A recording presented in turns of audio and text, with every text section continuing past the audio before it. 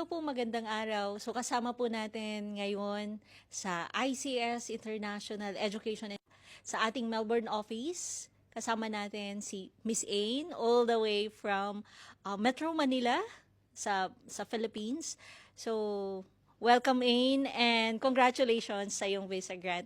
So your first question Miss Ain, anong naramdaman mo nung una ka or nung na-receive mo yung visa grant?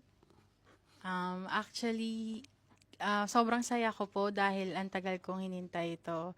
So marami akong struggles and problems na-encounter sa personally po.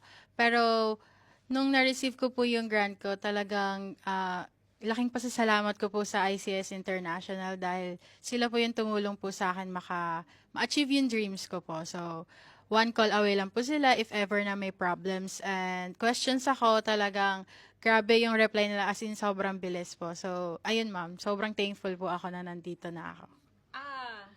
Sa process and relationship and assistance na ginawa sa iyo ng ICS, ano yung pwede mong i-recommend sa mga future clients or sa mga kapwa nating Filipino na nagbabalak din na makipagsapalaran dito sa Australia?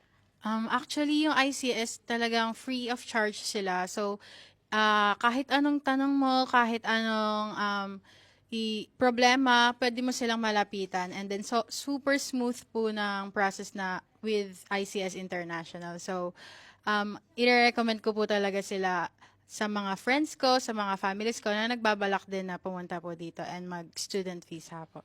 Ngayon nasa Australia ka, so ano yung nilolook forward mo sa ano maging experience mo sa school and ano yung na-excite ka about Australia? So, first of all, syempre na-excite ako mag-study po dahil yun naman po ang priority ko po. And then,